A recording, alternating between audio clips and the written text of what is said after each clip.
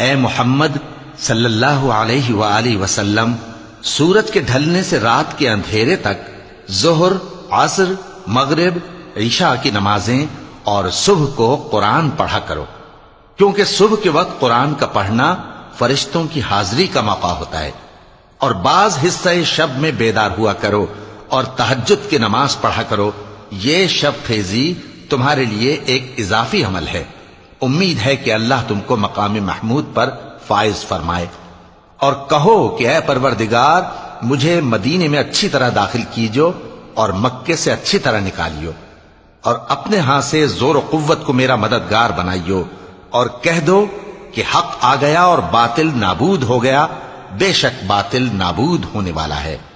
اور ہم قرآن میں وہ چیز نازل کرتے ہیں جو مومنوں کے لیے شفا اور رحمت ہے، اور ظالموں کے حق میں تو اس سے نقصان ہی بڑھتا ہے۔ اور جب ہم انسان کو نعمت بخشتے ہیں تو روح گرداں ہو جاتا ہے اور پہلو پھیر لیتا ہے، اور جب اسے سختی پہنچتی ہے تو نا امید ہو جاتا ہے۔ کہہ دو کہ ہر شخص اپنے طریق کے مطابق عمل کرتا ہے، سو تمہارا پروردگار اس شخص سے خوب واقف ہے جو سب سے زیادہ سیدھے رستے پر ہے۔ اور تم سے روح کے بارے میں سوال کرتے ہیں، کہہ دو کہ وہ میرے پروردگار کا ایک حکم ہے، اور تم لوگوں کو بہت ہی کم علم دیا گیا ہے۔ اور اگر ہم چاہیں تو جو کتاب ہم تمہاری طرف بھیجتے ہیں اسے دلوں سے محو کر دیں، پھر تم اس کے لیے ہمارے مقابلے میں کسی کو مددگار نہ پاؤ، مگر اس کا قائم رہنا تمہارے پروردگار کی رحمت ہے، کچھ شک نہیں کہ تم پر اس کا بڑا فضل ہے۔ کہہ دو کہ اگر انسان اور جن اس بات پر مجتمع ہوں کہ اس قرآن جیسا بنا لائیں تو اس جیسا نہ لا سکیں گے، اگرچہ وہ ایک دوسرے کے مددگار ہوں۔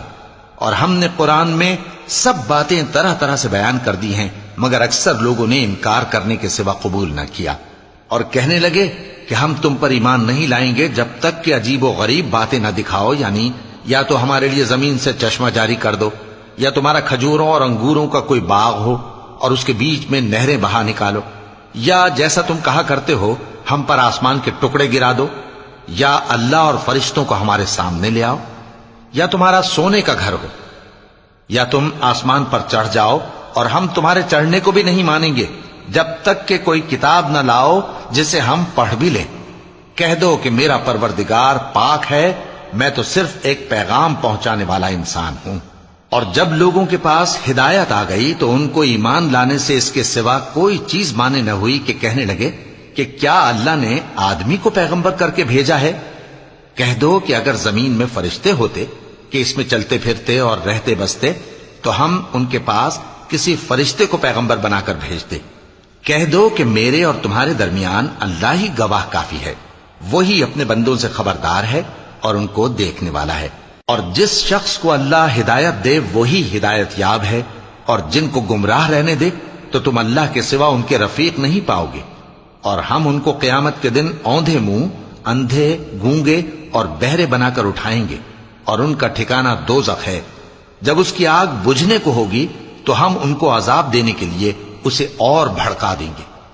یہ ان کی سزا ہے، اس لیے کہ وہ ہماری آیتوں سے کفر کرتے تھے اور کہتے تھے کہ جب ہم مر کر بوسیدہ ہڈیاں اور ریزہ ریزہ ہو جائیں گے تو کیا اثر نو پیدا کیے جائیں گے؟ کیا انہوں نے نہیں دیکھا کہ اللہ جس نے آسمانوں اور زمین کو پیدا کیا ہے اس بات پر قادر ہے کہ ان جیسے لوگ پیدا کر دے، اور اس نے ان کے لیے ایک وقت مقرر کر دیا ہے جس میں کچھ بھی شک نہیں، تو ظالموں نے انکار کے سوا اسے قبول نہ کیا۔ کہہ دو کہ اگر میرے پروردگار کی رحمت کے خزانے تمہارے ہاتھ میں ہوتے تو تم خرچ ہو جانے کے خوف سے ان کو بند کر رکھتے، اور انسان دل کا بہت تنگ ہے۔ اور ہم نے موسیٰ کو 9 کھلی نشانیاں دیں تو بنی اسرائیل سے دریافت کر لو کہ جب وہ ان کے پاس آئے تو فرعون نے ان سے کہا کہ موسیٰ، میں خیال کرتا ہوں